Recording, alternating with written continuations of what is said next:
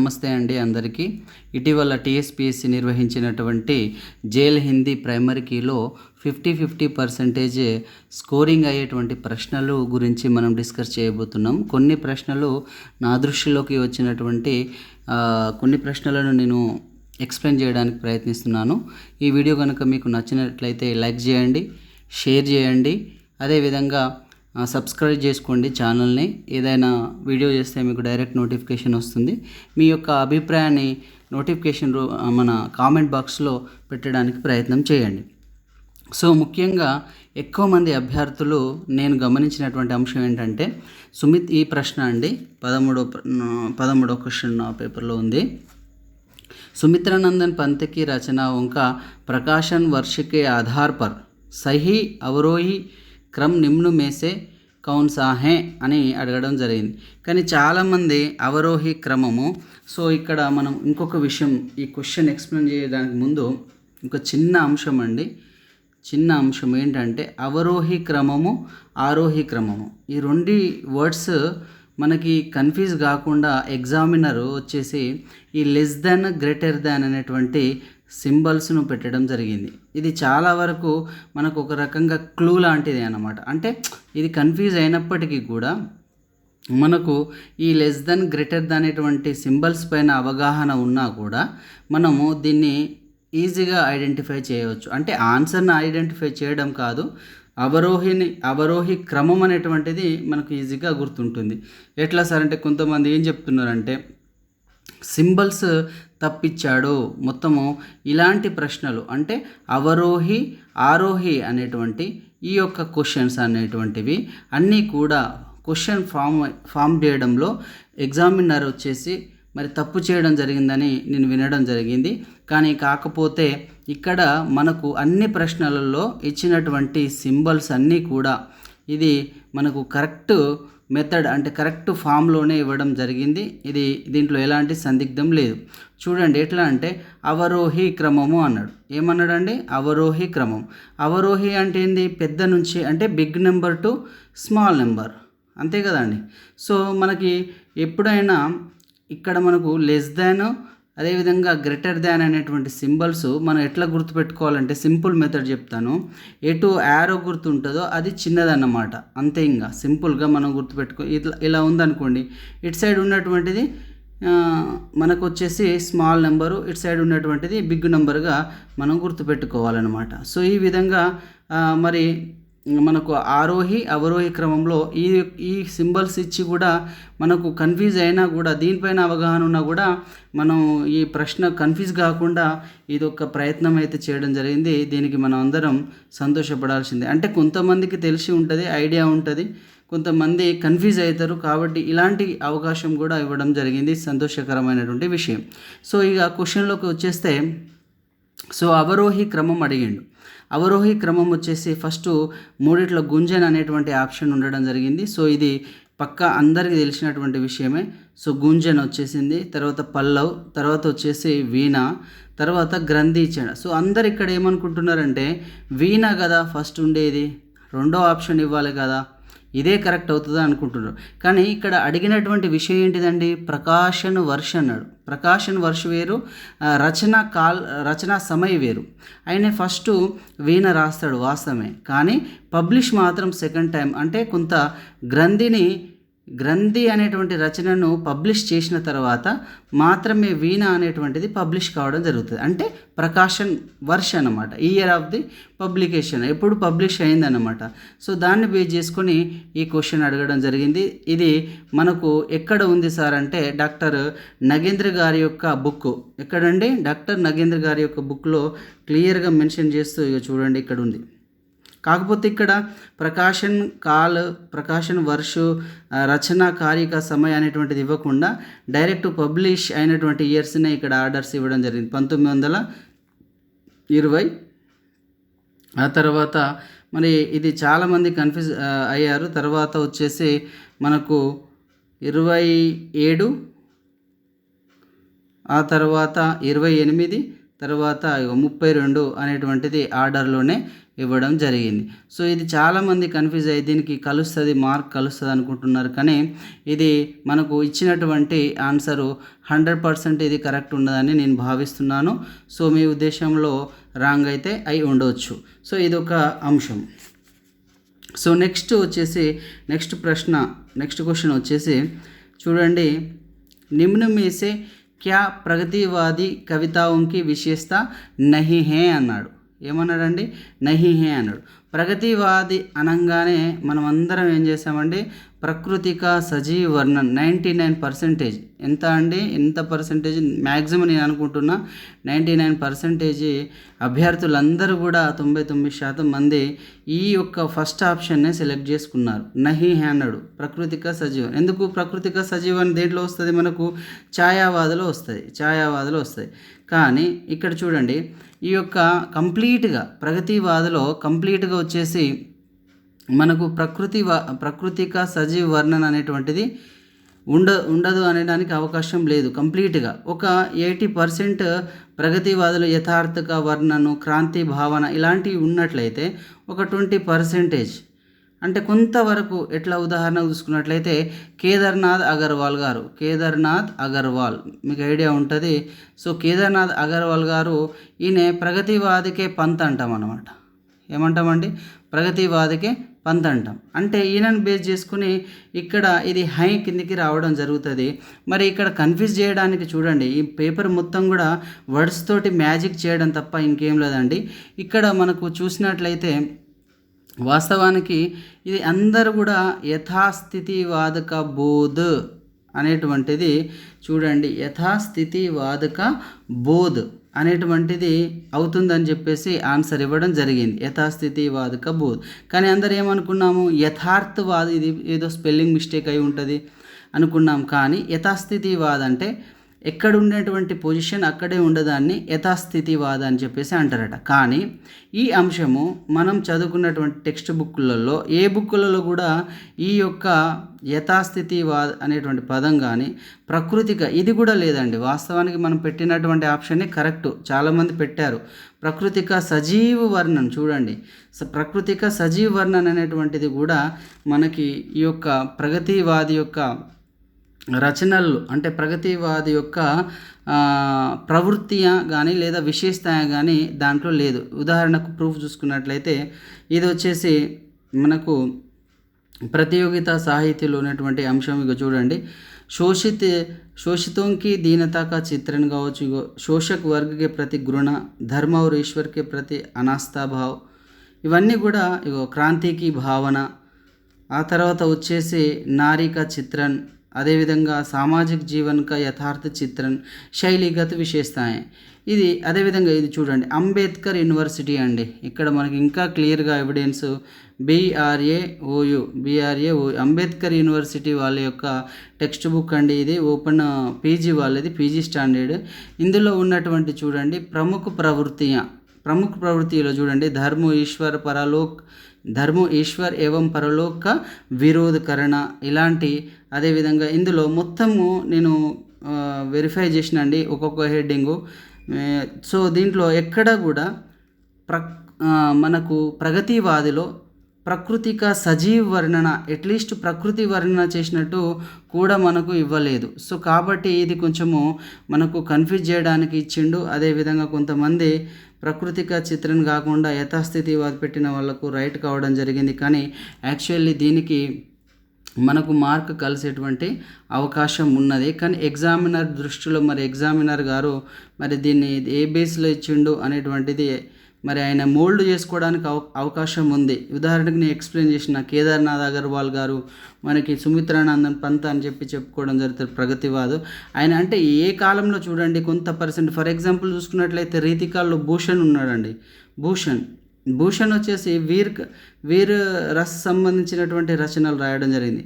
అంత మాత్రాన ఆ కాలంలో వీర్ రస్ ఉన్నదని చెప్పేసి మనం అంటే వీర్ రస్ ప్రధానమైనటువంటిది అని చెప్పేసి మనం చెప్పలేం లేదు. అది ఎక్కడ వస్తుంది వీర్ రస్ అనేది? మనకు ఆది కాలంలో రాసో సాహిత్యంలో రావడం జరుగుతుంది. రాసో సాహిత్యంలో రావడం జరుగుతుంది. ఆది కాలంలో రాసు సాహిత్యంలో వీరు రస్ సంబంధించి అధికంగా ఉంటుందని చెప్పుకుంటాం. కానీ ఈ విధంగా 20% గౌణ రూపమే, లేకపోతే ఇంకా ఏమని చెప్పాలంటే ఇదే ప్రశ్నని గౌణ రూపమే అని కూడా అంటే కొంచెం మనం అర్థం చేసుకొనైనా ఈ ప్రశ్నకు ఆన్సర్ చేసేవాళ్ళం, కరెక్ట్ ఆన్సర్ చేసేవాళ్ళం. కానీ దీనికి యాక్చువల్లీ కలపాలి. 50% అయితే నాకు హోప్ ఉంది, దీనిపైన కలుపుతారని అనుకుంటున్నా.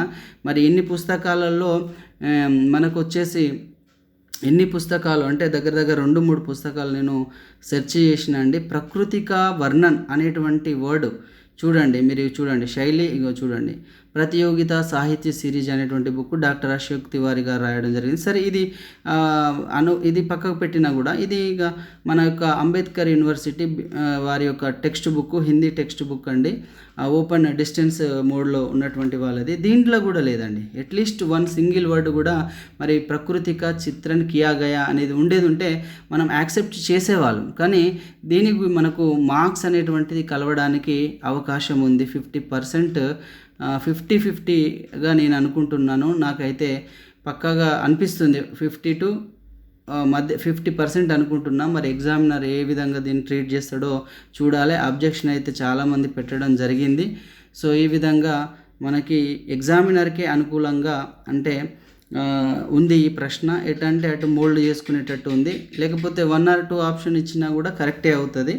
సో నెక్స్ట్ వచ్చేసి నిమ్న में से कौन से, మళ్ళీ చూడండి, ఇంకా మళ్ళీ వచ్చేసింది కౌన్ సా కథన్ అనే చెప్పి ఛాయ ఉదికే కే కా నహీ హే చూడు, ఎన్ని మతలబ్ అన్నమాట. ఇదంతా కూడా టైం వేస్ట్ చేయడానికి చేసినటువంటి ప్రాసెస్ లాగానే అనిపిస్తుంది, కానీ సీదా క్వశ్చన్ అడిగింది లేదు. సో దీనికి వచ్చేసి చాలామంది కన్ఫ్యూజ్ అయ్యారండి. ఎందుకంటే ఛాయావాద యుగకే చూడండి, చదవడానికే డిఫికల్ట్ అనిపిస్తుంది. ఛాయావాద యుగకే కవి నహీ హే ఛాయావాద యుగకే కవి నహీ హే అనేటువంటిది మనకి ఇక్కడ నహీ హే అడగడం జరిగింది. అందరూ వచ్చేసి ఏం ఆన్సర్ పెట్టారంటే దోనో ఏక్ ఔర్ దో అనేటువంటి ఆప్షన్ ఎంచుకోవడం జరిగింది. ఆల్మోస్ట్ చాలామంది ఏకు అంటే బీహారీ రీతికాలకు సంబంధించినటువంటి వ్యక్తి. అదేవిధంగా సియారాం శరణ్ గుప్తు గారు వచ్చేసి మనకు రాష్ట్రీయ సంస్కృత ధారకు సంబంధించినటువంటి కవి కాబట్టి ఇక్కడ ఛాయావాద యుగకే కవి నహీ హే అన్నాడు కాబట్టి ఇద్దరు కూడా కాదని చెప్పేసి ఆన్సర్ పెట్టడం జరిగింది. వాస్తవానికి దీని ప్రూఫ్ కూడా నగేంద్ర బుక్లోనే ఉన్నదండి. ఈ ఆన్సరు 100% కరెక్ట్ ఆన్సరు. కానీ చాలామంది ఈ డౌట్ రేజ్ చేయడం జరిగింది క్వశ్చన్ ఆబ్జెక్షన్ రూపంలో. ఇది 2 కూడా కరెక్టే అనేటువంటిది రేజ్ చేయడం జరిగింది. కానీ ఇది 100% నా దృష్టిలో మాత్రం దీనికి మార్కులు కలిసేటువంటి అవకాశం లేదు. దీనికి ప్రూఫ్ వచ్చేసి డాక్టర్ నగేంద్ర గారి యొక్క బుక్కు అంటే మనకు ఎన్నో పేజీ మేబీ ఫస్ట్ స్టార్టింగ్లోనే ఉంటుందండి. అధ్యాయ 16 ఛాయావాద యుగ అని చెప్పేసి మనకు ఇండెక్స్లోనే ఉంటుంది. సో దీంట్లో చూడండి రాష్ట్రీయ ఛాయావాద యుగలోనే ఇక్కడ పెట్టేశాడనమాట. ఏంటంటే ప్రేమ और मस्ती का काव्य, హాస్య వ్యంగ్యాత్మక కావ్య, బ్రజ్ భాష కావ్య, ఛాయావాద్ కవి. అదేవిధంగా చూడండి రాష్ట్రీయ సాంస్కృతిక్ కవితాకే ప్రముఖ కవి అని చెప్పేసి ఇవ్వడం జరిగింది. దీంట్లో మనకు వచ్చేసి సియా రామ్ శరణ్ గుప్తు ఇక్కడ ఉండడం జరిగింది. సో అందరు ఆల్మోస్ట్ దీనికి అందరూ కూడా రాంగ్ పెట్టడం జరిగిందండి. సో మ్యాక్సిమం దీనికి మాత్రం కలిసేటువంటి అవకాశము లేదు, 2 మార్క్స్ వచ్చే అవకాశం లేదు. నెక్స్ట్ వచ్చేసి ఇంకా ఇదైతే నిమ్ను మేసే సహీ కథనుకో చూనే 2 స్టేట్మెంట్లు ఇచ్చాడండి. దీంట్లో చాలా సింపుల్ స్టేట్మెంట్స్, మనకు అందరికీ తెలిసినటువంటి స్టేట్మెంట్సే. కానీ దీనికి ఆన్సర్ వచ్చేసి మాత్రము మరి కేవల్ ఏక్ అని మాత్రం 4th ఆప్షన్ మాత్రం ఇవ్వడం జరిగింది ఆన్సర్ కీలో. ఏంటిది స్టేట్మెంటు? భారతీయ సంవిధాన్ మే భాగ్ 17 భాషాసే సంబంధిత హే అన్నాడు. ఇది కరెక్ట్ సహీ కథన్ చునే అన్నాడు. Correct, okay. సో హిందీ భారత్కి రాష్ట్ర భాష, ఇదైతే చాలా వండర్ అండి. ఎందుకంటే ఆల్మోస్ట్ అందరం మనం చిన్నప్పటి నుంచి కానీ ఇప్పుడు మీరు ఎవరిని అడిగినా కూడా ఆల్మోస్ట్ ఏమని చెప్తారంటే హిందీ భారత్కి రాష్ట్ర భాష అనే చెప్తారు. కాకపోతే దీంట్లో మనం నేర్చుకున్నటువంటి విషయం కూడా అదే. సో ఏంది రాష్ట్ర భాష అంటే, రాష్ట్ర భాష యొక్క డెఫినిషన్ ఏంటిది అనేటువంటి దానిపైన మనం ఫోకస్ చేసినట్లయితే హిందీని 100% మనం రాష్ట్ర భాషగా చెప్పుకుంటాం. కానీ రాష్ట్ర భాషకు ఉండేటువంటి ప్రతి అర్హత అంటే దాంట్లో లిటరేచర్ కావచ్చు, తర్వాత బుక్స్ కావచ్చు, మాట్లాడే వారి సంఖ్య కావచ్చు, భౌగోళిక రూపంగా ఎక్కువ రాష్ట్రాల్లో మాట్లాడుతున్నటువంటి భాష, ఇలాంటి కొన్ని క్వాలిటీస్ ఉంటాయి. రాష్ట్ర భాషకు కావాలంటే కొన్ని క్వాలిటీస్ ఉంటాయి అన్నమాట. ఈ ప్రతి క్వాలిటీకి ఈ హిందీ అనేటువంటిది, హిందీ భాష ఈ రాష్ట్ర భాషకు ఏ భాషను రాష్ట్ర భాష సెలెక్ట్ చేసుకుంటామో ఆ రాష్ట్ర భాష కావాలంటే దానికి కావాల్సినటువంటి ప్రతి లక్షణం ఈ భాషకు ఉన్నదండి. అంటే హిందీకి ఉంది కాబట్టి హిందీని మనము ఇక్కడ ఏమనొచ్చు, హిందీ భారత్కి రాష్ట్ర భాష హే అని అనుకోవచ్చు, 100% అనొచ్చు. కానీ సంవిధానమే ఇక్కడ మనం గమనించాల్సింది ఏంటంటే, సంవిధానమే ఇండియన్ కాన్స్టిట్యూషన్లో మాత్రము ఇది అధికారికంగా మాత్రం నేషనల్ లాంగ్వేజ్గా గుర్తించబడలేదు. ఏ భాషను కూడా భారతదేశానికి నేషనల్ లాంగ్వేజ్గా ట్రీట్ చేయలేదు. కాకపోతే ఇది 100%, 99% మరి ప్రజలందరికీ అంటే వాస్తవంగా 99% కాకపోయినప్పటికీ కూడా ఒక 80% అయినా మన భారతదేశంలో హిందీని మాట్లాడుతూ ఉంటాము. సో ఇది ఆ లక్షణాలను కలిగి ఉన్నది కాబట్టి హిందీ భారత్కి రాష్ట్ర భాష హే అని అనవచ్చు. సో ఇది ఒక ఊహాత్మకంగా సందిగ్ధమయంగా ఈ స్టేట్మెంట్ ఉన్నది. అదే ఇక్కడ మనకు ఒక్క వర్డ్ కనుక యాడ్ చేసేది ఉంటే ఇలాంటి కన్ఫ్యూజన్కి ఆస్కారమే ఉండకపో. ఎట్లా అంటే ఇక్కడ సంవిధానం అనే వర్డ్ ఉంది. ఈ సంవిధానం అనేటువంటి వర్డ్ని కూడా ఇక్కడ యాడ్ చేసేది ఉంటే అసలు క్వశ్చన్ రేజ్ చేయడానికి అండ్ మనం ఆబ్జెక్షన్ రేజ్ చేయడానికి ఆస్కారమే ఉండకపో. సంవిధాన్ కే అనుసార్ హిందీ భారత్కి రాష్ట్ర భాష హే అంటే కాదు. ఎందుకు, మనం ఇండియన్ కాన్స్టిట్యూషన్లో అంటే ప్రాసెస్ అయిపోయి అధికారికంగా దీన్ని గుర్తించి మరి ఇప్పుడు రాజభాష అంటే మనకు తెలుసు 1949లో అఫీషియల్ లాంగ్వేజ్గా మనం దాన్ని గుర్తింపు అంటే దానికి లభించడం జరిగింది. కానీ ఇక్కడ రాష్ట్ర భాషగా మాత్రం ట్రీట్ చేయలేదు. ఇక్కడ మనకు స్టేట్మెంటే తప్పు ఫస్ట్ ఆఫ్ ఆల్. ఎందుకంటే నేను యాజ్ ఏ హిందీ టీచర్గా నేను చెప్తా, 100% నేను చెప్తా. ఏమని చెప్తాను, హిందీ భారత్కి రాష్ట్ర భాష హే అంట. అరే అటెట్లా ఉంటుందయ్యా అంటే దానికి ఎక్స్ప్లెనేషన్ ఇవ్వచ్చు. రాష్ట్ర భాషకు కావాల్సినటువంటి ప్రతి క్వాలిటీ ఈ భాషకు ఉన్నది కాబట్టి నేను అంటాను. అట్లా నాలాగానే చాలామంది 80% ఆఫ్ ఏంటిది మన ప్రజలు అంటారు. అంటే మన అభ్యర్థులు చదువుకునే వాళ్ళు ఎవరు కానీ ఇండియాలో ఉన్న వాళ్ళు దీన్ని యాక్సెప్ట్ చేస్తారు. కొంత 20% దాంట్లో మనకి వైరుధ్యం ఉంది, కాదనలేం. కాకపోతే ఇచ్చినటువంటి స్టేట్మెంట్ అనేటువంటిది కాంపిటేటివ్ ఎగ్జామ్లో పర్ఫెక్ట్ స్టేట్మెంట్ ఉన్నట్లయితే ఇలాంటి ఆబ్జెక్షన్ రేజ్ కావడానికి ఆస్కారం ఉండదు.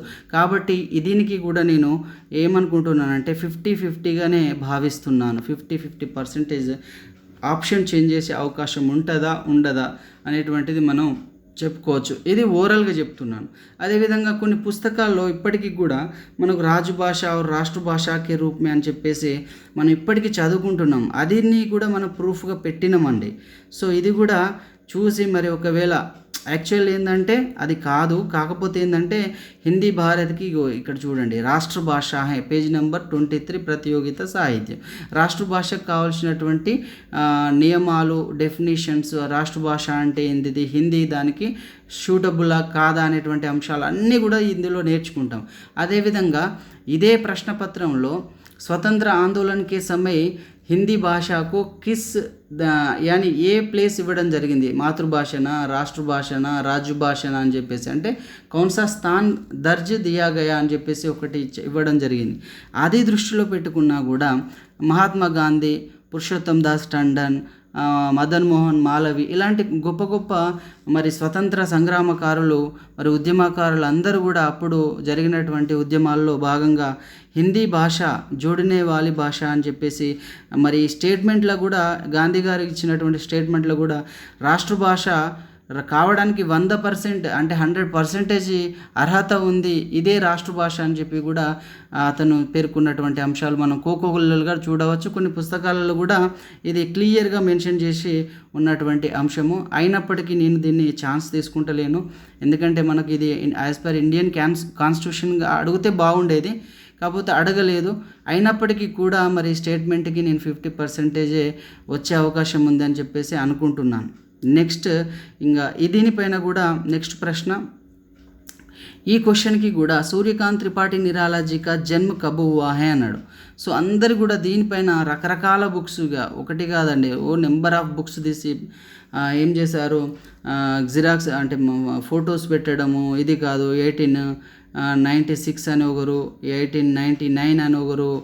యాక్చువల్ ఏంటంటే ఇది కూడా డాక్టర్ నగేంద్ర గారి యొక్క పుస్తకంలో ఉన్నది. సూర్యకాంతి త్రిపాఠి నిరాలజీ కా జన్మ కబ్ హువా అంటే 1897 అనేది క్లియర్గా ఉన్నది. సో కొన్ని పుస్తకాల్లో ఉన్నమాట వాస్తవం 1896, కానీ ఈ 1896 ఇక్కడ లేదు కదా, ఈ ఆప్షన్స్లో లేదు కదా. సో అదొకటి.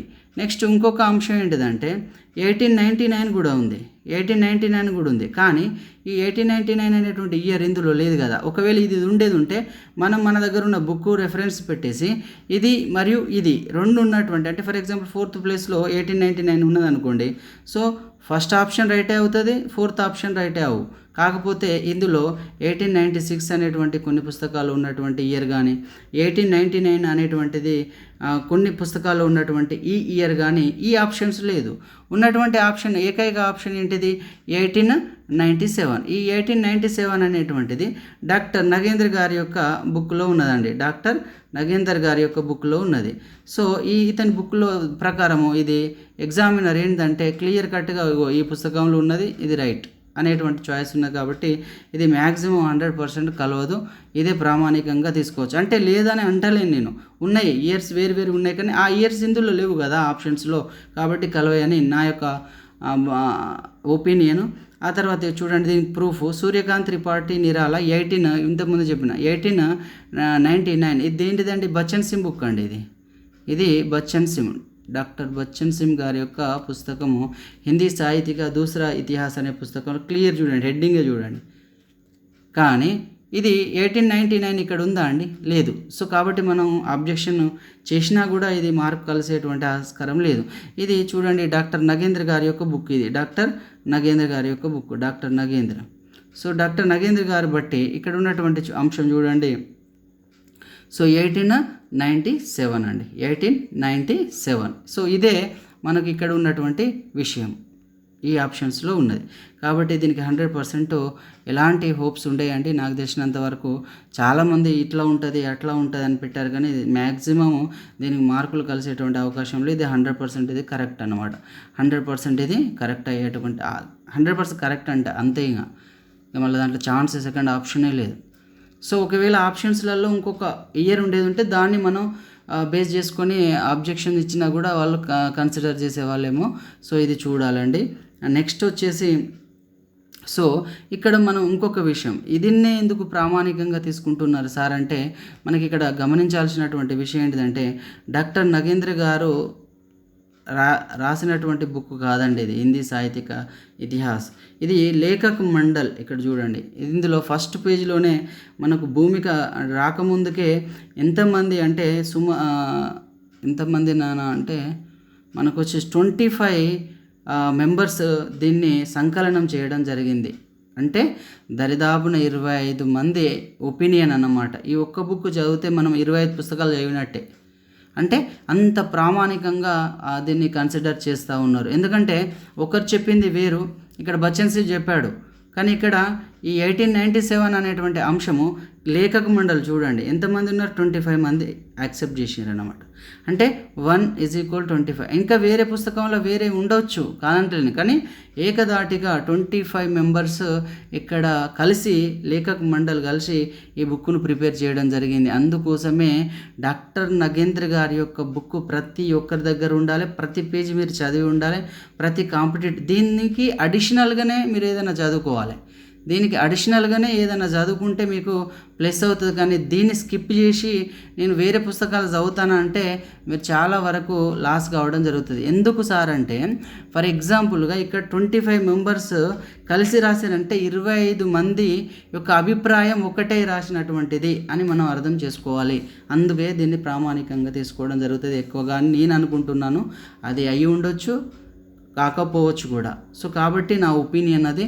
సో మీరు దీన్ని అగ్రి అవుతారా డిజగ్రీ అవుతారా మీ ఇష్టము. సో ఇది అంతా కూడా ఆ క్వశ్చన్కి సంబంధించినటువంటి ప్రూఫ్స్ అండి. నెక్స్ట్ వచ్చేసి నిమ్న में से कौन భారతేందు యుగకే సాహిత్యకార్ నహీ హై. ఇగో ఇదైతే వండర్ అండి. ఇంకా ఎగ్జామినర్ అయితే ఆట ఆడుకున్నాడు ఈ క్వశ్చన్ ద్వారా. నహీ హే అన్నాడు. ఏమన్నాడు? భారతేందు యుగ అన్నాడు. దీంట్లో రెండు ఉంటాయండి. ఏంటి ఉంటాయి రెండు? భారతేందు యుగ ఉంటుంది, అదేవిధంగా భారతేందు యుగు, అదేవిధంగా భారతేందు మండల్ ఉంటుందండి. ఇంకొక అంశం ఏముంటుందండి? భారతేందు మండల్ ఉంటుంది. భారతేందు మండల్. సో ఇక్కడ రెండు అంశాలు మనకి ఇక్కడ ఎంత క్లియర్గా కన్ఫ్యూజ్ చేస్తున్నాడంటే చూడండి. భారతేందు యుగుకే సాహిత్యకార్ నహీ హే అన్నాడు. ఇక్కడ జగన్మోహన్ సింగ్ ఫర్ ఎగ్జాంపుల్గా ఇక్కడ ఒక్కొక్క ఆప్షన్ చూసుకున్నట్లయితే అంతా వర్డ్స్ తోటి మ్యాజిక్ చేయడం ఏం లేదు. ఇక్కడ ఎందుకు కన్ఫ్యూజ్గా అయిపోతాం అన్నమాట. మనం చదువుకున్నది ఏంటంటే మ్యాక్సిమం అన్ని పుస్తకాలు ఏమున్నది? ఠాకూర్ జగన్మోహన్ సింగ్ అని ఉంటుందండి. ఎక్కడైనా చూడండి, ఏ పుస్తకమైనా చూడండి, ఏ పబ్లికేషన్ అయినా చూడండి, ఈ పూర్తి పేరు లేకుండా ఆయన పేరే ఉండదు. ఇలా పేరు లేకుండా హిందీ సాహిత్యక ఇతిహాస బుక్కే లేదు. నాకు తెలిసినంత వరకు ప్రతి బుక్లో కూడా ఠాకూర్ జగన్మోహన్ సింగ్ ఉంటుందండి. ఇంత వర్డ్స్ తోటి మ్యాజిక్ చేసే మన ఎగ్జామినర్ గారు అంటే మన ప్రొఫెసర్స్ ఎవరున్నారో ఇక్కడ ఎందుకు పెట్టలేదండి మరి ఠాకూర్ అని పెట్టొచ్చు కదా. అంటే అంతే. ఇంకా వాళ్ళ ఉద్దేశం ఏంటంటే జగన్మోహన్ సింగ్ బాగా చదివినోడు ఏమనుకుంటారంటే జగన్మోహన్ లేదు కదా, ఠాకూర్ జగన్మోహన్ సింగ్ ఉన్నది కదా, లేదా జగన్మోహన్ సింగ్ ఉన్నది కదా అని చెప్పేసి వాళ్ళు ఒక రకమైన బాగా చదివి ఏమవుతారంటే ఇలాంటి మ్యాజిక్లలో పడిపోయి ఇంకా ఉల్టా ఆలోచించి అక్కడ కొంచెము లాస్ అవ్వడానికి ఉంటుంది అన్నమాట. సో కాబట్టి ఈ విధంగా ఇట్లా తప్పుదోవ పట్టించడం. సో ఒక కంటెంట్ అడిగి వాళ్ళని చెక్ చేయడం వేరు. ఇక్కడ ఏంటంటే ఇది ఒక రకంగా ఈ ఆప్షన్ అనేటువంటిదే తప్పుగా ఇవ్వడం అని నేను అనుకుంటున్నాను. కొంతమంది గెస్ చేయవచ్చు, అవును జగన్మోహన్ సింగ్, అవును ఠాకూర్ జగన్మోహన్ సింగ్ అంటాం, కానీ అట్లా అనుకోవడానికి లేదు, కరెక్ట్ ఇవ్వాలి కదా. సో ఇక్కడ మీద ఉన్నటువంటి అంశాలలో కూడా ప్రతి వర్డ్ ఇంపార్టెంటే అవుతుంది, ప్రతిదీ కూడా ఇంపార్టెంట్ అవుతుంది, ప్రతి పదం కూడా. సో అలాంటప్పుడు ఈ ఠాకూర్ రాయకపోవడానికి గల కారణం ఏంటిది అనేటువంటిది ఒకటి ఆలోచించాల్సినటువంటి విషయం. తర్వాత ఇంకా బాలముకుంద్ గుప్తు గారు అన్నారు. బాలముకుంద్ గుప్తు గారికి ఇచ్చారు, కానీ బాలముకుంద్ గుప్తు గారు భారతేందు మండల్లో లేడు. ఇతను భారతేందు మండల్లో ఉండడు, భారతేందు యుగులో కంపల్సరీ ఉంటాడు. అట్లెట్లుంటాడు? ఈయన ద్వివేది యుగులో కూడా ఉండడు. సంధి కాలకే కవి అంటారు, కాకపోతే ఈయన యొక్క 80% వర్క్ ఏ యుగంలో జరుగుతుంది అంటే భారతేందు యుగంలో జరుగుతుంది. సో ఈ 80% భారతేందు యుగంలోనే ఈయన పత్రకారిత కావచ్చు, నిబంధ కావచ్చు రాసినటువంటి సాహిత్యకారుడు అనమాట. ఎవరు? బాలముకుంద్ గుప్తు గారు. సో ఇతను భారతేందుకి, అందుకోసం ఇతను ఏమంటామంటే భారతేందు యుగుకే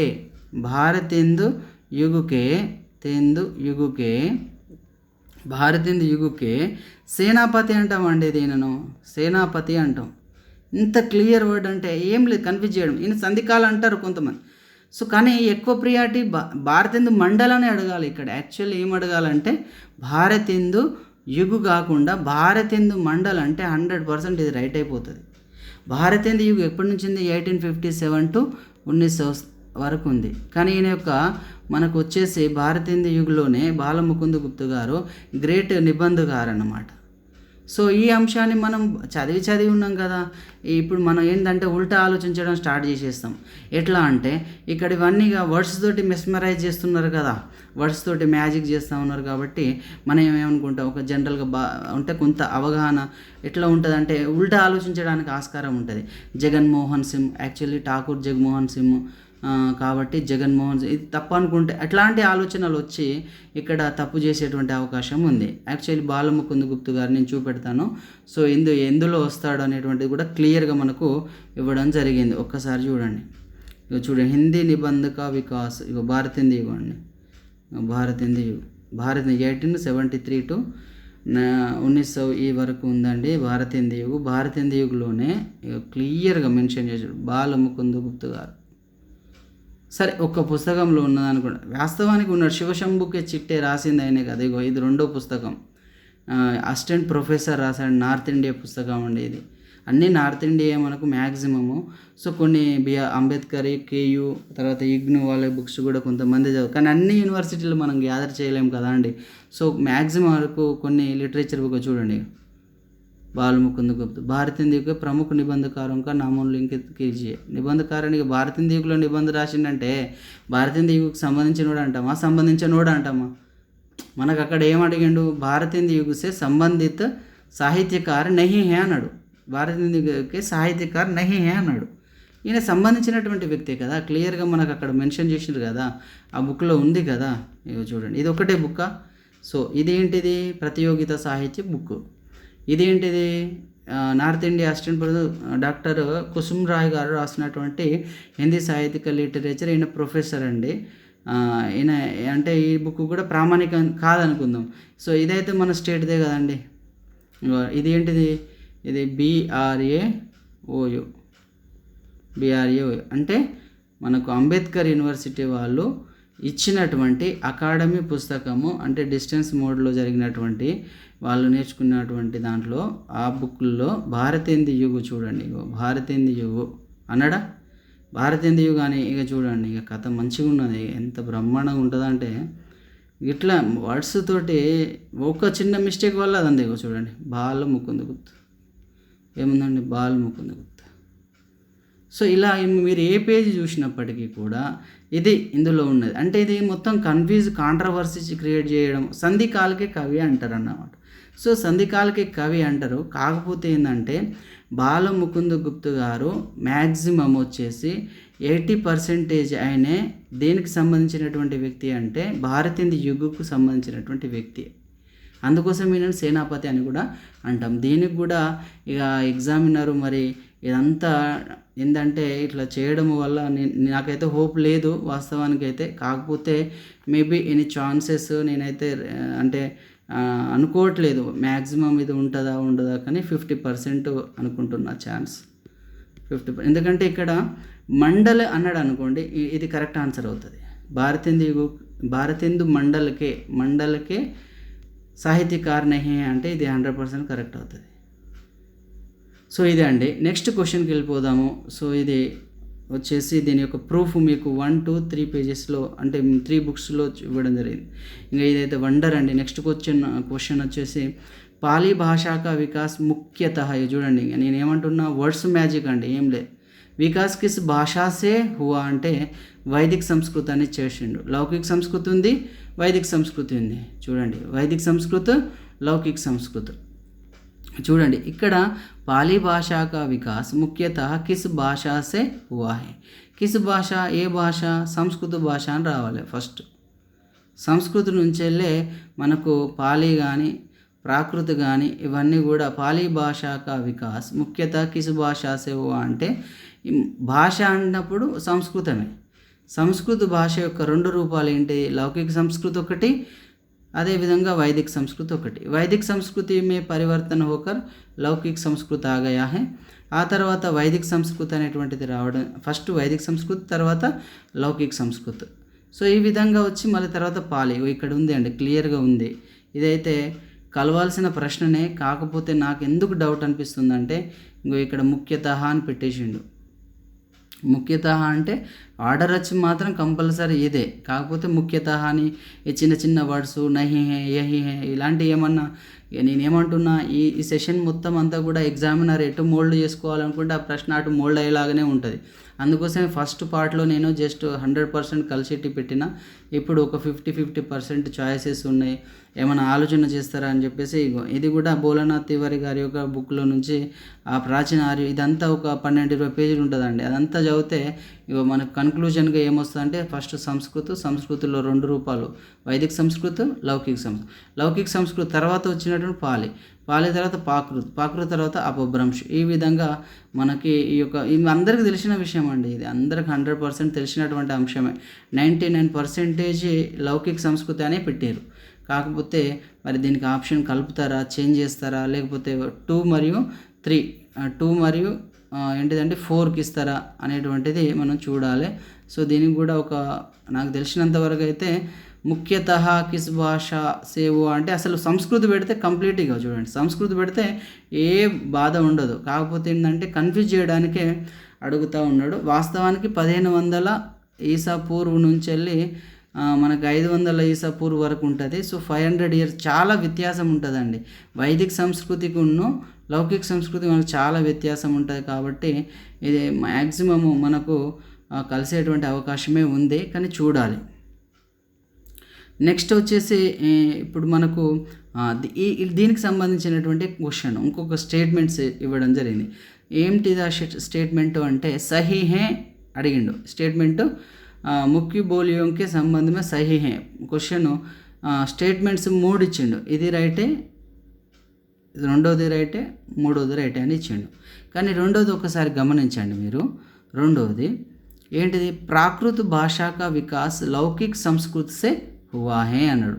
ప్రాకృత అంటే ఇక్కడ స్టేట్మెంట్ చూడండి. ఏ ప్రాకృత? ప్రథమ ప్రాకృత, ద్వితీయ ప్రాకృత, తృతీయ ప్రాకృత. ఏ ప్రాకృత అండి? కన్ఫ్యూజ్. సరే అట్లా వదిలేద్దాం, మనం మామూలుగా ప్రాకృత భాషనే అనుకున్నాం. సో ప్రాకృత భాషకు లౌకిక సంస్కృతికి మధ్య ఏమొచ్చింది? మళ్ళా మనకు వచ్చేసి పాలీ భాష వచ్చింది. అసలు పాలీ భాష అసలు ఎక్కడి నుంచి వచ్చిందో నాకు అర్థమైతే లేదు. 2 క్వశ్చన్లు చూసినాక అసలు అన్ని భాషలు కూడా మనకు సంస్కృతి నుంచే రావడం జరిగింది. అన్ని భాషలకు సంస్కృతం అనేటువంటిది తల్లి లాంటిది. దీంట్లో నుంచి పాలి కా వికాస్ హువా, పాలి సే ప్రాకృత హువా, ప్రాకృత సే అపభ్రంశ్. మరి ప్రాకృత వచ్చేసి లౌకిక సంస్కృతి నుంచి వచ్చినట్లయితే మరి ఈ పాలి ఇప్పుడు చూడండి, ఈ క్వశ్చన్ల నుండే ఏమంటున్నాడు? పాలీ భాషా కా వికాస్ ముఖ్యత అంటే ఇక్కడ ఆప్షన్ వచ్చేమో వైదిక సంస్కృతి అంటున్నాడు పాలీకి. మరి ఆ తర్వాత ప్రాకృత భాష వచ్చేసి, ప్రాకృత భాష ఎక్కడి నుంచి వచ్చిందంటే లౌకిక సంస్కృతి అంటాడు. పాలీ వచ్చేసి ఎక్కడి నుంచి వచ్చింది? వైదిక సంస్కృతి.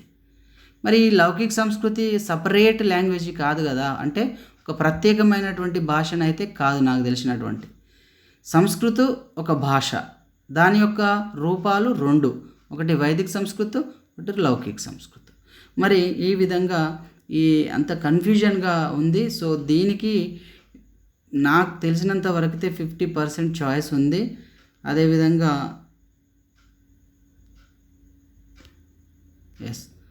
అదేవిధంగా ఈ ప్రశ్నకు కూడా మనకు కలిసేటువంటి అవకాశం ఉంది.